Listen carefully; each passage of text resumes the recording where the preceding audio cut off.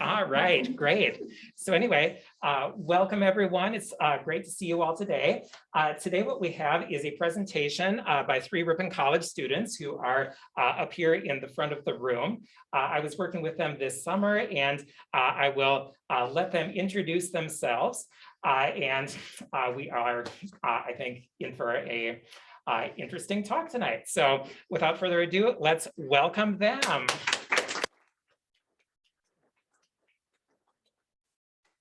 We just want to thank everyone for coming in today. The title of our talk is Capturing Ripon's Plethora of History, Case Studies of the Pedrick-Lawson and Pickard Houses.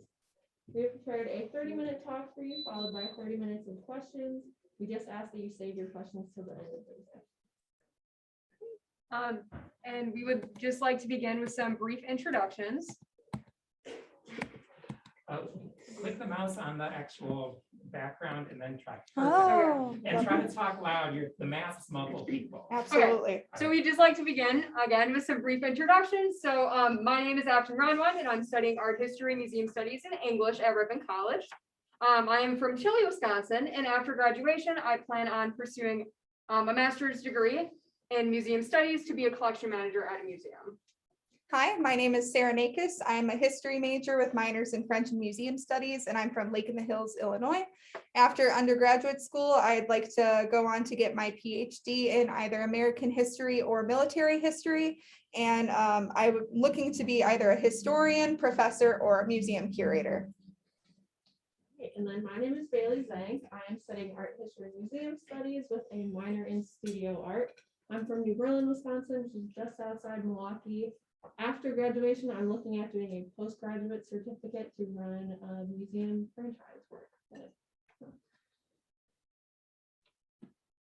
And then seen here is just a brief timeline of our internship. And we worked on 2 major curatorial projects, which were the Pedrick-Lawson house and then our Pickard house exhibit, which is in this house.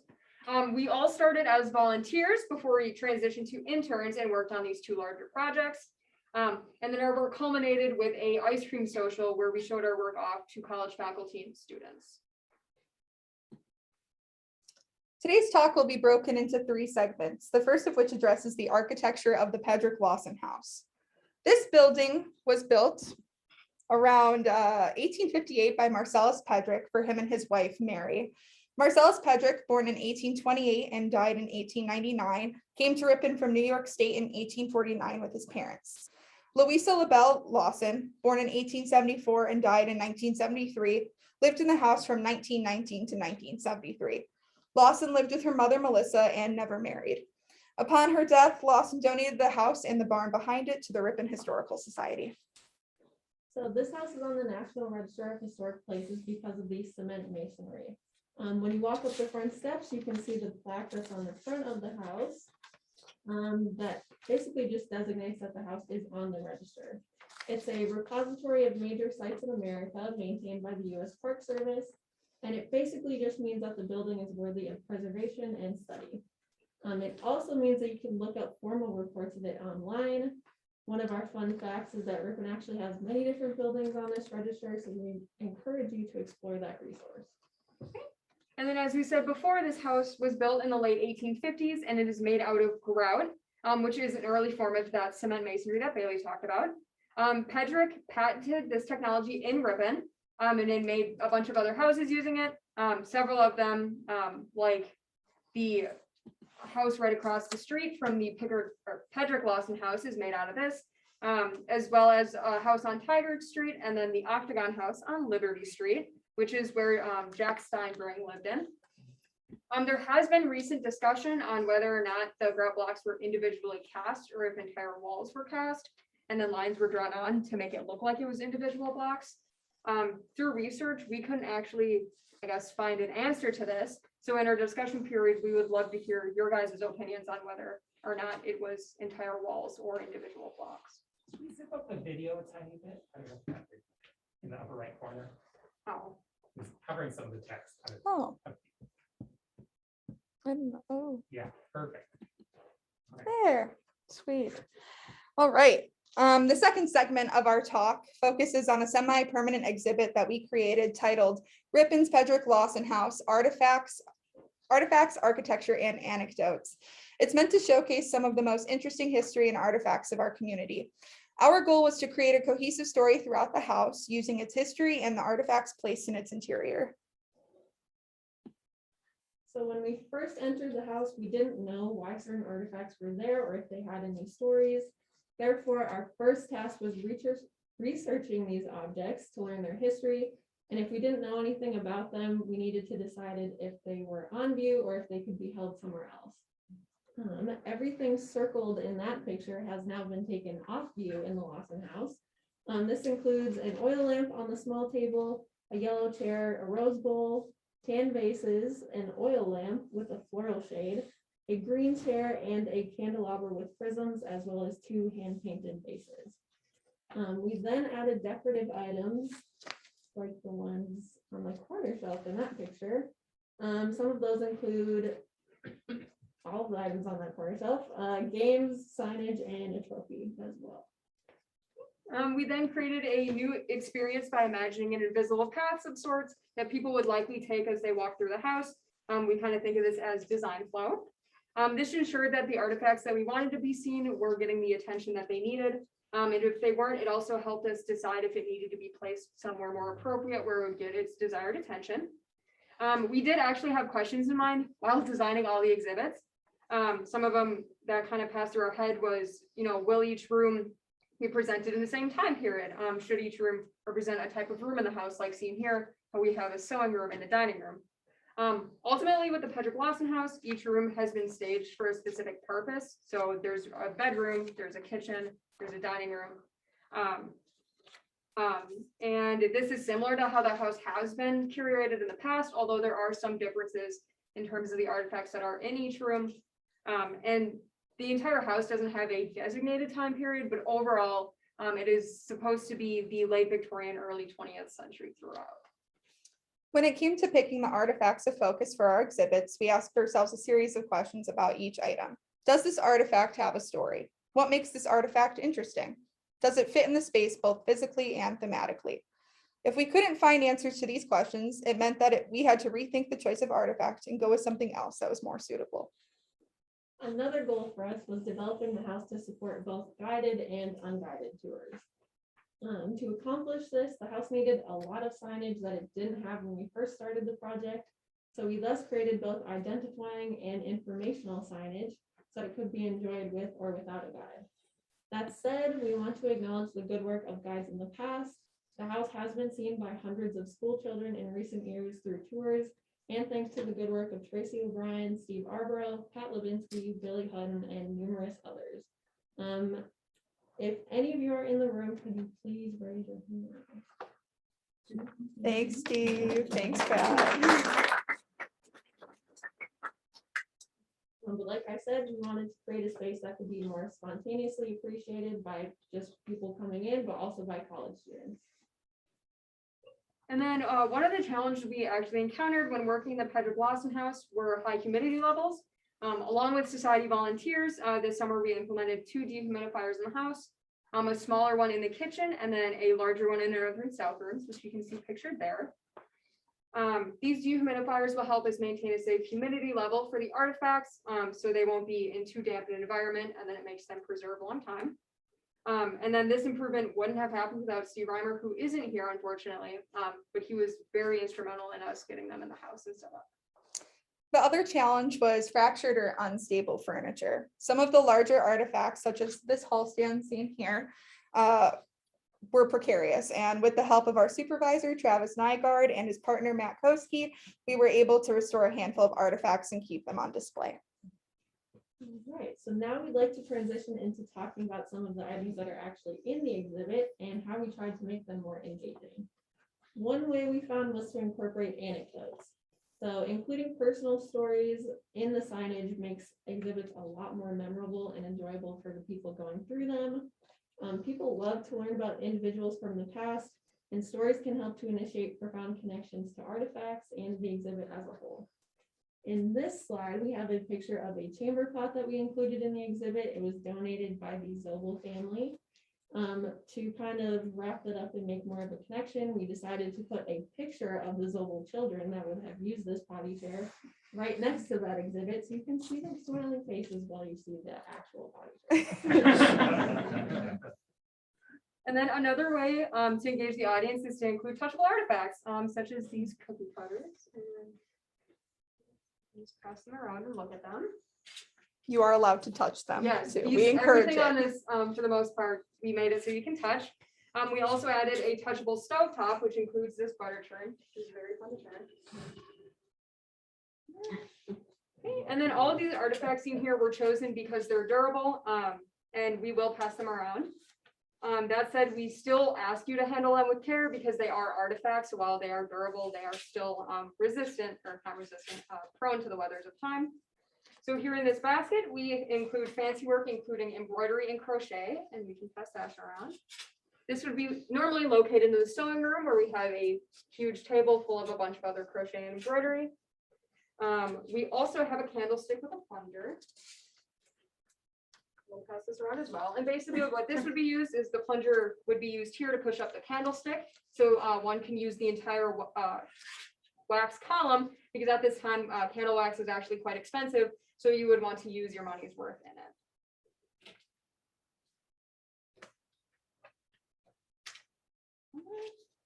And then interactive exhibits we find appeal to people of all ages, whether you're a high school student, college student, or you're just a community member.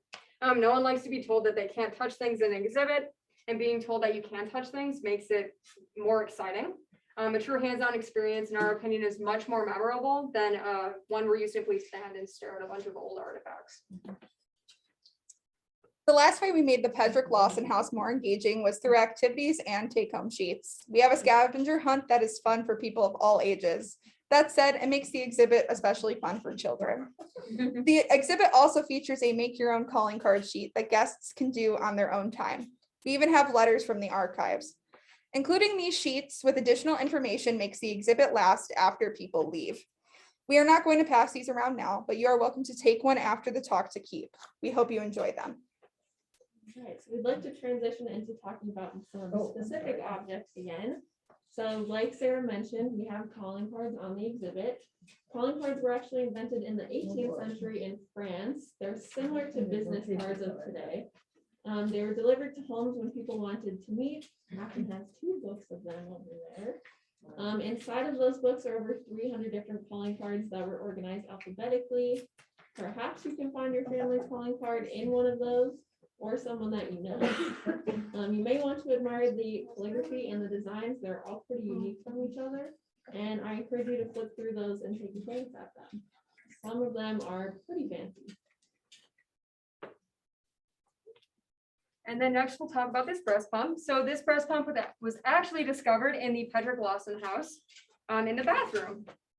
In our finding, we discovered that during the Victorian era, breastfeeding was very much seen as a commoner's job. That being said, it makes me wonder how much of our way past ancestors actually preferred breastfeeding over formula. Perhaps we can discuss this in the discussion period. Normally, higher class Victorian women often hired wet nurses until the invention of the breast pump, which we can see here. Breast pumps were often very oddly shaped and hard to clean, if cleaned at all. And since it had rubber tubing that was very porous, everything made it very easy to harbor bacteria, which was one of the main reasons for the high infant mortality rate of this time, because they did not believe in germs because it was not something they could visibly see. And this included in Ripon. And because of these high infant mortality rates, childhood became a very cherished time in the Victorian period, and children were often very spoiled once they got past the milk drinking stage of their life. Another interesting artifact that we have on display in the Pedrick-Lawson house are the handmade chess and checkers pieces shown here.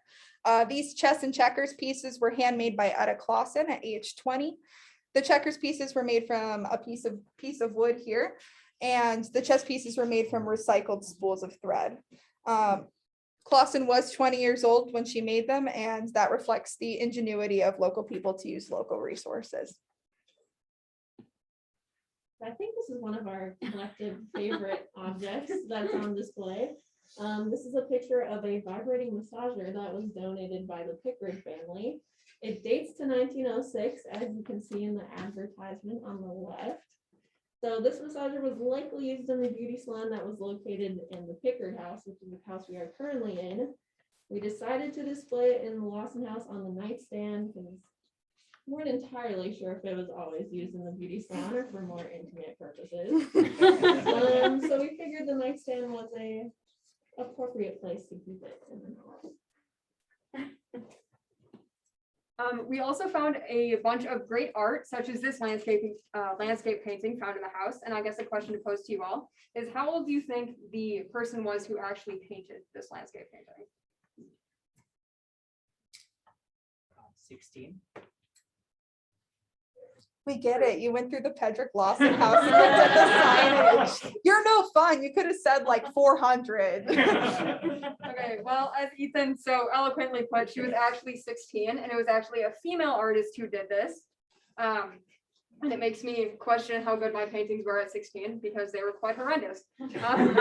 So I really appreciate her skill for this. So over here we have Charles Lawson's Civil War torch. Now, I told Travis I was going to march around the room while I talked about this because that's how this would have been used. So I'm going to march around the room. We displayed this in the north room of the Lawson house. Charles Lawson would don a black oilcloth cape and parade around Rosendale, asking young men to join the army and fight in the Civil War. As he walked, the lamp dropped hot oil. It was also used to campaign for Abraham Lincoln. So also in the Lawson house, we have a poster that was done by one of our lovely volunteers, Karen Cisco. Let's give her a round of applause. So on the left, we have an example of a decorative painting technique on wood. It's basically meant to make the wood look like it's a more expensive cut, so the grain is fancier and therefore more high quality when it's actually a lower quality piece of wood. And it's an example of making it look like you have more than what you actually do. Is kind of a popular thing for the Victorian time period. On the right, you can see an example of real wood. So this is called book matched veneer. It's basically when you take one piece of wood, slice it into two very thin pieces, and then mirror it on both sides so that it looks like it's mirrored on one image. And while we have interspersed items from many people's histories throughout the house, we also wanted to include a tribute to the house's donor, which is Belle Lawson, who lived in the house from 1919 to 1973. We thus worked with Pat Levinsky and Karen Cisco to create a photo display, which is located in the bedroom of the Pedrick-Lawson house. Here is a picture of Belle with her mother, Melissa, and they both lived in the house together. And before living in Ripon, she lived in Rosendale on a farm. And so we have a picture of her father's farm equipment as well as her childhood home. And she never married, but she was a school teacher and she was pretty well known for that. So we actually included a picture of her with her school children that she taught. And the border of this poster is actually quite interesting because it is a collage of Belle Lawson's merit cards that she received as a child for receiving good grades. I guess it's the precursor of the gold star or the fancy scratch and sniff and holographic stickers we have now. And these were all scanned from her scrapbooks, which are located in the archives. So if at any point in time you would actually like to see them, all you have to do is ask somebody here and they would be happy to show you them. And they're actually very cool. The last segment of our talk focuses on an exhibit that we created for the Pickard house, which is the house that we're currently standing in. And this exhibit was called Remembrance, Temperance, and Suffrage, What Women of Ripon Made, Wore, Drank, and Thought. If you have not yet seen it, we encourage you to take a look at it after the talk before you leave today. So I think I speak for all of us when I say we couldn't be happier with how this exhibit turned out. Working on it was pretty intellectually engaging and challenging, which is always nice during the summer months. I personally could never have imagined how much attention to detail is required to put together an exhibit like this. And I'd like to thank our artifacts curator, Pat Braun, who's back, as well as our professor. As well as our Professor Travis Nygaard, who's also in the back of the room. I'd just like to thank you for monitoring us through this process and teaching us how to curate an exhibit instead of all of the different stamps. So thank you. And then before sharing some objects with you, I just wanted to note that as we put the exhibit together, we did have a few questions in mind. We very much approached this in a similar nature as we did the Pedrick-Lawson house, having questions in our head as we went through the space. In the case of our Pickard house exhibit, though, each case or corner has a theme, whether that be a specific topic or a time period. So it's a very different approach from the Pedrick-Lawson house. This exhibit focuses on women during the Victorian era, the early 20th century, and today. Putting together this exhibit was particularly satisfying to us, as we wanted to showcase how women contributed to the history of the city in so many different ways. Before our summer internship began, we had checked out many books on Ripon's history from Lane Library. As we read them, we learned that women were often overlooked in these histories.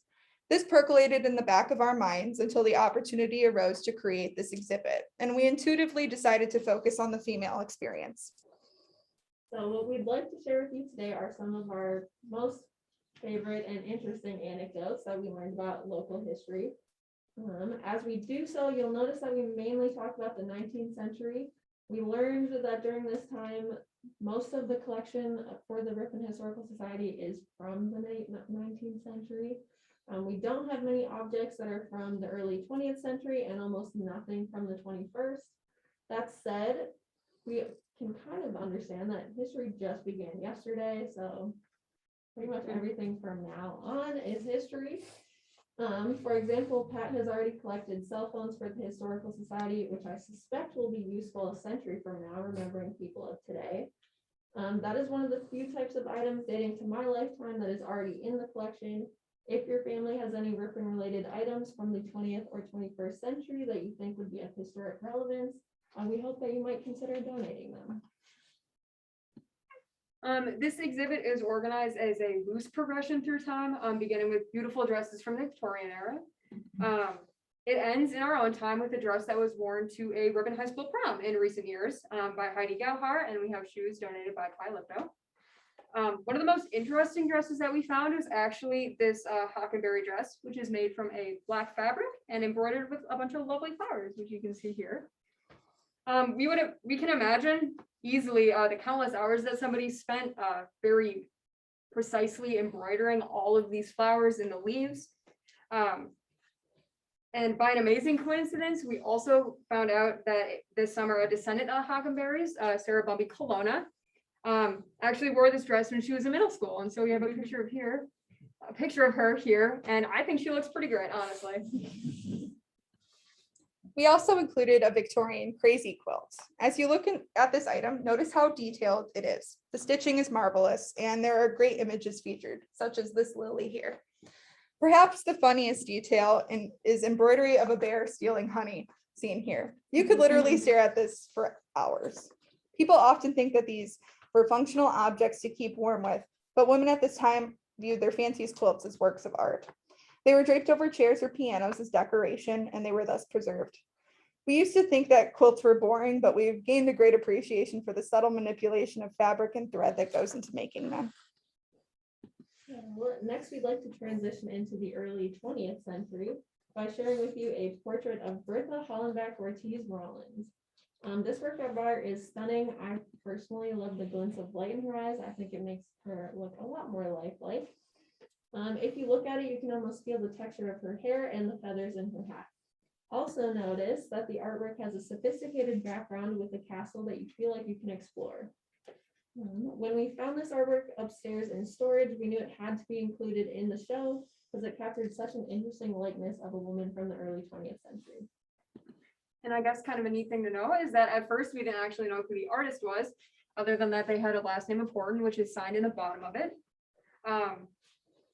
It was through research that we actually found out a female artist made this and used her husband's last name, which was very common of women to do, since a lot of the great men artists were men. They were not women, and women definitely didn't get the credit they would ever get for creating wonderful works of art like this.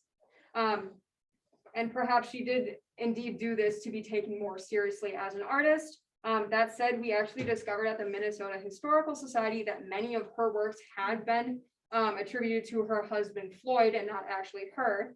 And I hope that when this exhibit ends, this pastel drawing actually stays on view so other people can appreciate the work of a female artist.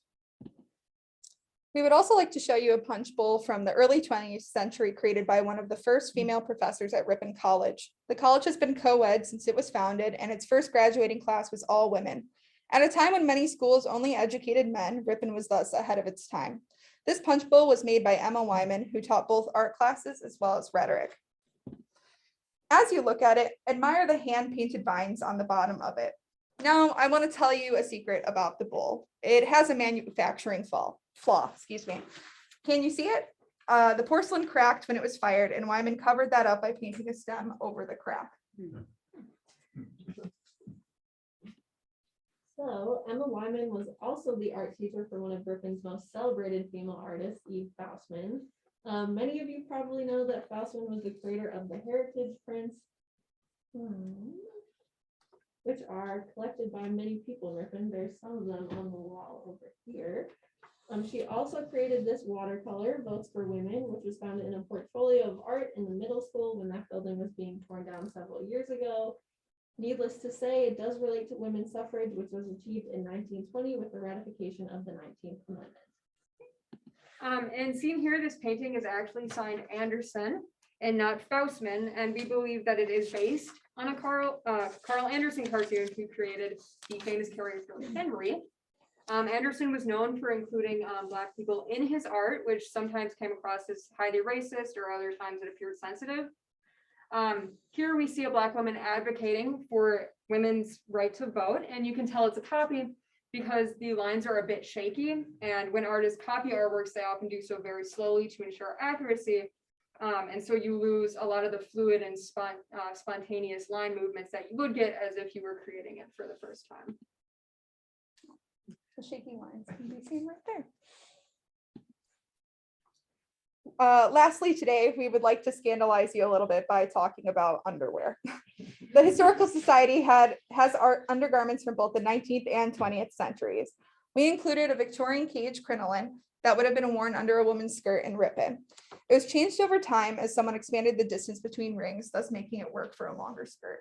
If you look closely, or if you saw in the exhibit, there are these longer pieces of fabric that have been attached here as if somebody made a short skirt, possibly for a young woman, longer as she got older. So We also included underwear from the 1920s. So the camisole on the right of the screen began its life as a garment to wear with a corset, but we believe it was altered during the 1920s when the silhouette of women's bodies changed. It then became a chest binder to minimize the contours of a woman's breasts. This existence testifies to the fact that people reinvented themselves over and over again, changing their silhouettes in attempts to be up to date and fashionable. Here we can see mannequins on the left side that evoke the appearance of women's bodies imagined to actually fit the fashions of several eras. Thus ends all the anecdotes from our exhibit. The last thing we had to consider was a more general concern of visual enhancement of our exhibit spaces beyond the simple placement of our artifacts. One main way that we did this was through creating photo collages that related directly to the artifacts, and it made them more interesting to discuss. Like in the Pedrick-Lawson house, we actually have examples of excavated shards of pottery as well as the whole versions next to it. And we have in our Pickard house exhibit images of advertisements from the actual 1920s. as we transition now, we would like to turn the floor over to all of you and have an open-ended discussion. We would love to talk both about history as well as how the Historical Society could serve the community in new ways. What did you find the most interesting about the Pedrick-Lawson house or the current exhibit here? How can we, as college students, become more involved in the Historical Society? And how could the Historical Society reach an audience that includes Generation Z? We would love to hear your thoughts on these topics, and if you are open to them, we also would love to share thoughts with you. To get us started, we pose the questions you now see on the screen. That concludes our talk, so now we open the floor for discussion.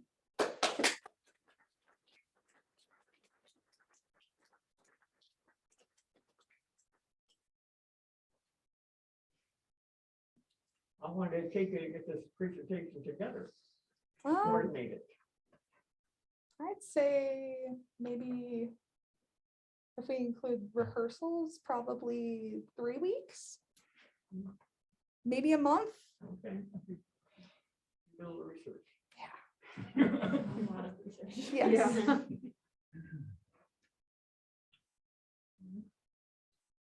I think you covered it. Oh, go ahead, Ruby. So you say that you like did this project, how long did the project take to like organize everything and make all the like the snippets and like how long did that take? I just. So we started the last week of May May and 17th. we started May 17th and we concluded July 30th. Now, And can- that was working on the Pedrick-Lawson house, which you viewed outside, the Pickard exhibit, as well as a cemetery tour that we're presenting in October. And we were basically working on a lot of this stuff right up until the last day when we left. Yeah.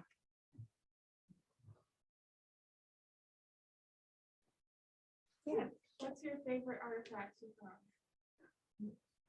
My favorite one is we have the navy flapper dress in this exhibit here. We found it upstairs, did not know anything about it other than who donated it and the name of her sister, who was the one that actually wore the dress. We looked for probably 2 or 3 weeks to find anything about that dress, and I happened to come across a gossip column from Beloit, Wisconsin that mentioned her name. It turns out that it was worn by a woman who was in her 50s in the 1920s, so flappers could be of any age, that kind of proved. And it turns out that she had quite a scandal in Ripon. She actually eloped with one of the pastors who was 26 at the time. So that's my favorite thing. Yeah. It's a tie between 2 artifacts for me.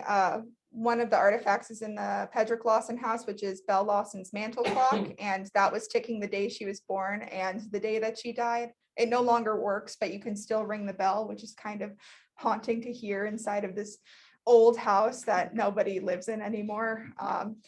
And then my other favorite artifact is the Hockenberry gown that's in this exhibit, because there's kind of a witchy story to go along with it that I picked out that dress from a ton of racks of dresses upstairs. And like out of all of the dresses to pick, I picked that one because it stood out to me. And turns out that one of the descendants of the woman who owned the dress is still around. Her name is Sarah as well.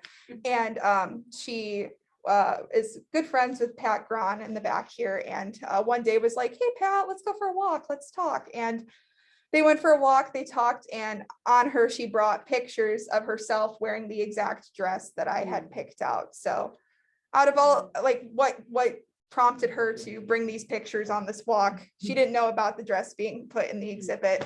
Her name's Sarah, my name's Sarah, kind of witchy, right? So it makes for a fun story. So I guess mine is also a tie between 2. So the calling cards we passed around, I actually researched and organized them, and there were about 328 of them. She And did that all on her own. there were, I thought I was okay until I was told there were more in the basement. And then I was like, I'm done. These are good. So I really like kind of learning more about the Victorian etiquette of this, because they seem to have rules for just about everything, just like handing out a card, which they're basically the equivalent of like a modern day business card, but they had rules for everything. I also liked learning about prohibition. So we actually have prohibition, like bottles and newspaper clippings in the exhibit.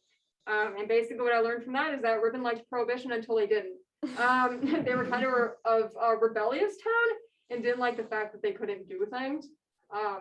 So there was a church that split over temperance and prohibition, and a woman got arrested for supposedly having it in her house, and she's like, I don't know what you're talking about. This is a respectable eating home. She's like, I just feed people. So I kind of liked learning about how rebellious Ripon was during Prohibition.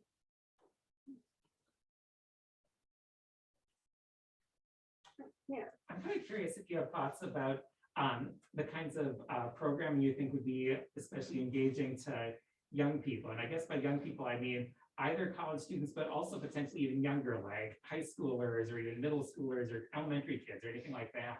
Any sense of any off the cuff thoughts on those topics? I think talking with some of the women yesterday, we wanted, not sure exactly on ideas for programs, but making sure that the Historical Society as a whole feels welcoming to new people. Especially kids in high school and younger grades, it's kind of intimidating to come into a space like this, not knowing anybody here. So I think just making it kind of an open environment and making sure that people know that they can stop in here whenever. I think I would definitely second what Bailey said. I think it's easy for 3 college students with their advisor to walk in here and be like, hey, we're interested in helping out and let's get an internship and let's do all of these things. Whereas like, I remember when I was in high school and how timid I was to approach new things. And I mean, I think volunteering for an organization like this, there's plenty of opportunities here. And I think if we give younger students, even younger than college, like just a little push in the right direction, that like there are lots of opportunities here. There are lots of, I guess, jobs to explore here. Like, I don't think a lot of high schoolers know that, hey, you can accession artifacts, you can catalog artifacts, you can become a museum curator if you want, you can work for a nonprofit organization. I don't think a lot of high schoolers know about that. So I think showing them like future possibilities that could come out of volunteering in a place like this would be super beneficial. Yeah, and I know one of the wonderful ladies yesterday, she came up to us and asked this question. And she even said reaching out to like high school history teachers and, you know, letting them know like, hey, like there's a volunteer opportunity here to learn about, you know, if you want to learn about Civil War history or about World War II, that like they have resources here to do that and you can actually get involved here. So I know they recommended just to connect with like local history teachers about stuff like that. Just to let them know that this is a resource that is very happy to see them and to help them in pretty much anything. And I mean, like, what better thing than to go to Ripon High School and learn about the town that you're going to school in? Like, I'm from Lake in the Hills, Illinois. I don't know anything about Lake in the Hills, Illinois. I know way more about Ripon than I do my own hometown. And I think that's really special. I So. think I can second that. Yeah. I know nothing about where I'm from.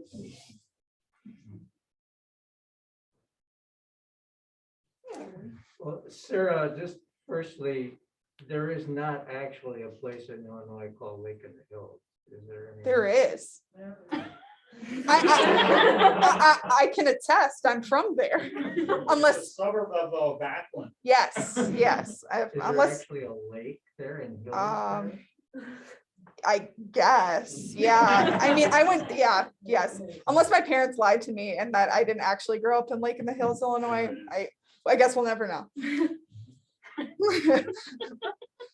I got scared for a second. I thought I was lying about where I came from. Like, I'm not lying about that.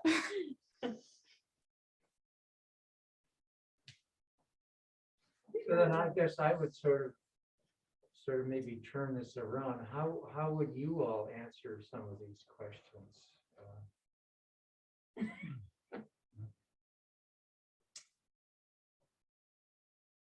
Well, as for this last question, how can the college community assist the Historical Society? I think we're already being pretty proactive about that. Professor Nygaard has been presenting these volunteer opportunities in just about every single one of his classes. I think history professors should also consider that at the college. I'm a history major. I am not focused on art history specifically. I think it would be cool to be able to talk to that department and be like, hey, you know, there's some really amazing opportunities here, not just for students interested in the museum world or in the art history world, but also people like me who want to talk about like war artifacts and possible Riponites who fought in these battles. And I think we're making the right steps in that direction. I think we can go even further by including more departments at the college in on this. And I think that would open the pool of students as well. So you wouldn't just be getting art history and museum studies students, even though they're lovely, we love them. But you'd also get history students or politics and government students who might be interested in the history of the town that they're going to school in. So. for information we would add. I don't think there's any other information we would add that would kind of make this more engaging. However, there is more stuff on the cemetery tour that is October 2nd, if you want to come on And that. October 30th. October 2nd and October 30th. We definitely encourage you to go, especially if you go to Ripon College. Why not learn about the cemetery that's on campus? I know when I first toured here, I was like, that's kind of weird, but that's also pretty cool, right? And I mean, during this internship, I think Afton Bailey and I have kind of been coined as the weirdos on campus for hanging out in the cemetery frequently. So We only join make us, one- yes, join us and learn about the history of the people who are buried there. We only ate lunch in there one time. Yes, yes, Ruby? As, with the information that you'd like to add, actually, I was in the house and actually, I had a question about one of the things in there about like a little hair. Oh, yeah, Oh, Victorian hair art? And there's hair art, yeah. Yeah, they just told me about like the hair art that they made, and I thought that was really, really interesting. Yeah. because Now we have like, we are very disgusted about like loose hairs. and stuff. Absolutely, yeah. So Victorian hair art was often used both socially and to show grief and mourning. A lot of women who made Victorian hair art used hair from loved ones, whether they were alive or deceased. It's interesting that a lot of us look at that and we're like, that's really gross. Like, why would somebody do that? But a little like anecdote that I like to mention is some mothers today collect their child's hair after their first haircut, and we don't see that as weird. Some women, some others collect their child's baby teeth, which for me is a little right, but like people do that today too, which I think is a really nice equivalent to Victorian hair art. So like a lot of our immediate reactions is this is weird, but if you look at society today, we're still doing those sorts of things very similarly to Victorian women back then. Yeah, I wanted to put a quick plug in for the October 2nd Yes. cemetery walk, because for those of you that are Ripon College students, at 7 a.m. an email will go out to your parents. Tell them to register for family weekend, which is what's happening October 1st, 2nd, and Yes. 3rd. So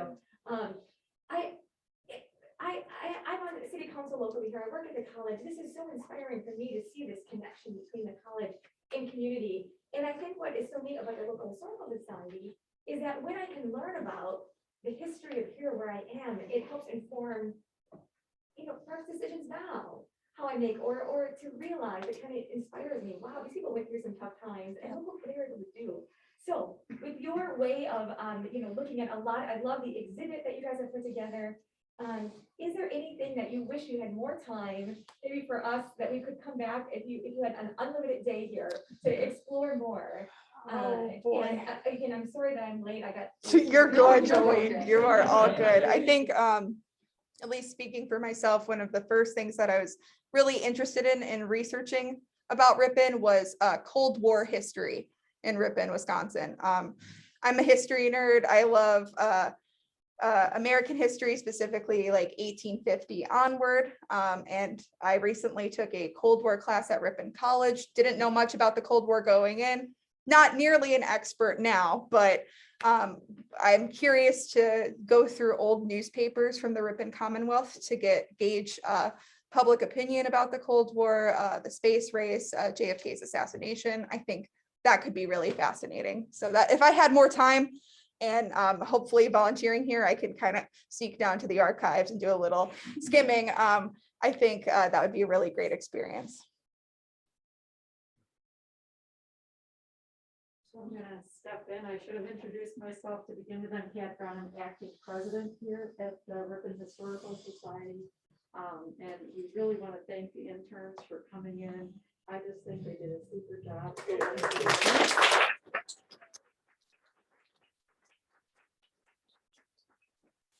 Never thought history was boring, so I actually hope you will all come to the cemetery tour, because I think some of that is the coolest history. And for you at Ripon College, that cemetery used to be on Ransom Street. And they reinterred the bodies to Hillside Cemetery a few blocks over. And they think they got most of the bottom. Yeah, it's said that they have most of them. It doesn't say all though, which is very special. Oh. So our archivist thinks there are still bodies buried up on the hill along Ransom Street. So Ripon College. So is hey, if you're well bored known- one night and you have a shovel, no, I'm kidding. Please don't do that. Ripon College is the second most haunted campus in Wisconsin. So history to me is not boring. I find that history absolutely fascinating. So I'm glad that these three really found it too. I want you to know what you're standing on top of is a Span Creek bunker. This was added onto this building for our 100th anniversary. We're the oldest continually operating historical society in the state of Wisconsin. And what's underneath us is an archive preserving Ripon's history, because we have a lot of history happening here. We had the founding of the Republican Party. We had almost like a commune, which is how Ripon started. It was a phalanx. We had two communities that eventually blended into the city of Ripon. We had a war here called the Boot War, so look that up on our website. So all that history is stored underneath your feet. So a lot of people look at this and they think, what's the big deal? But when they see the archives, it's really very interesting. And some of you will be back here for a few classes that are coming. I know that a couple of professors here had a couple of classes we're pulling out artifacts for. So if you're interested in getting involved, great. We have some visitors with us from Princeton. And these people took no money, zero money, and they built their own museum from the ground up through donations, and it's beautiful. So isn't it? Yeah. Art facility. So it's really cool. So again, I want to thank you ladies for coming here tonight and doing this. Their exhibit is going to be open. I invite you to either read the Commonwealth Press or every Thursday. And if you look on Facebook, they have Throwback Thursday, and our articles about Ripon are in every week. And this week is about a man buried in the cemetery that was in the Black Hawk War. And it says on his gravestone that he was injured by an Indian throwing a tomahawk at him. So you can read his story in today's Throwback Thursday in the Commonwealth Press Facebook page. So that's another sort of tidbit. This is Steve Arbaugh. Steve is our paid administrator, and Steve is here. What are you, Steve. 9 to 1, Monday through Thursday? Yes, right. So if you need help with anything, if you're looking at doing research, or we have an archivist here and Steve can help you. We're here Friday, Saturday from 10 to 1. We're open to the public.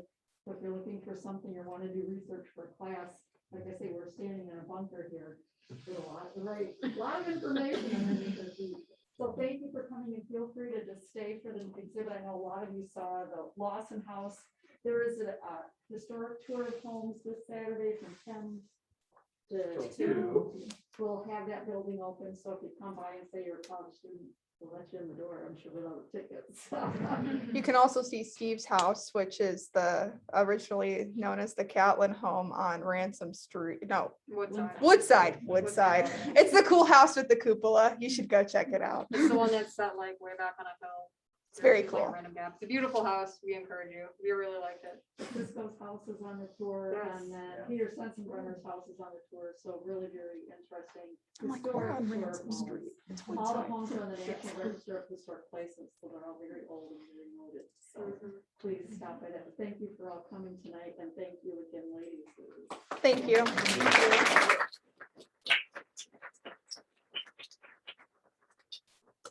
Thanks again.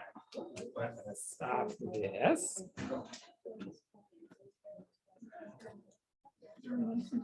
Thank you.